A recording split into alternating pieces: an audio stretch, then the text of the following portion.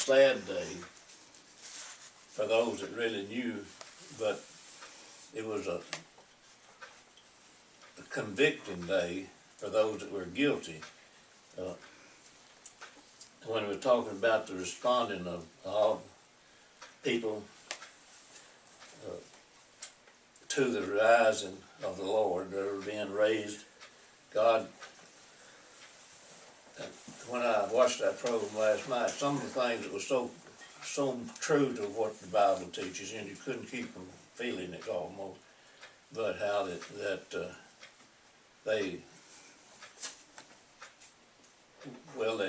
he was whipped, and it went through all the parts of that, and it was so real. Why, I couldn't go to bed. I had to stay through all the way through. But anyway, I don't usually go for things that men have prepared, but this was a great reckoning for the period of time that we're in right now. I'm thinking about the risen Lord and how Christ was raised, came forth out of the grave, out of the tomb, and how that they guarded all this.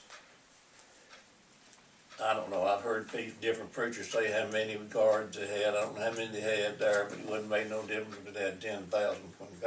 When Christ taught that he would rise from the tomb on a certain day, you can bet if it had been 10,000 there, he would have come out of that tomb.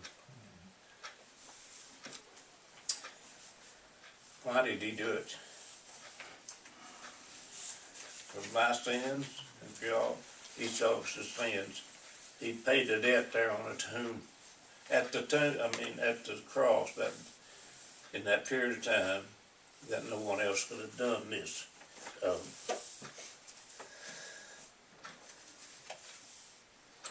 Men killed him, but yet he's alive. And that's what we need to get in our hearts and minds mostly today, is that our Lord was put to death on the cross by men, yet he's alive today. He's alive. He's sitting at the right hand of God, taking intercession. He's making the words that we, even our prayers, he's there, but the right hand of God. And you can just see in people's lives that love the Lord how that these things are so real when you see them like that. But anyway, men were so, it was such an evil thing to happen, even if he'd been a bad man. In fact, when he let Barabbas go, you couldn't hardly believe, even watching there, that something was going to happen to stop that, that she surely was going to choose to let free Jesus instead of the thief. There was a choice, between Jesus, of the people in that day, that Jesus and Barabbas, and they went and began to holler, for Barabbas to be set free.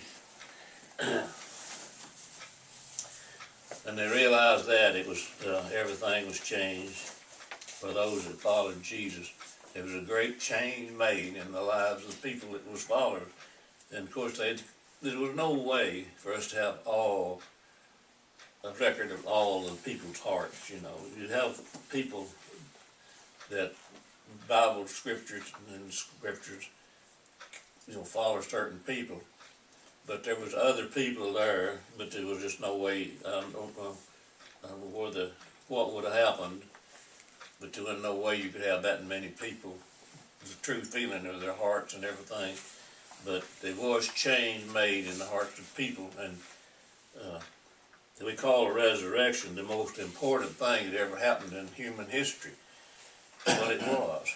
It was, and is, does this day, nothing ever comparable to the importance of things that happened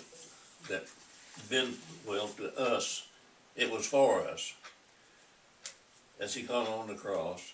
And when he went to the tomb, I know today we're supposed to be studying or looking at the tomb, but the tomb was filled at one time. What we need to be looking at now is he came forth out of it. So we have more of a development here and we call the resurrection important, and it was important, but we have a history of it, and we need to read it as though we can just know beyond all doubt that we're reading an accurate account of what happened, that Christ came forth out of that grave. And there was some reason, unless it was just because of the sorrow in the heart of people, why they didn't recognize him at times when he first came forth out of the tomb. He was seen by others, that didn't even recognize him. And I don't know, I don't think it probably was that much change in his looks physically, but still, as those that knew he was crucified and that all this had happened, it was true to the point that they were going to take even a doubtful look, and they knew too that it was real.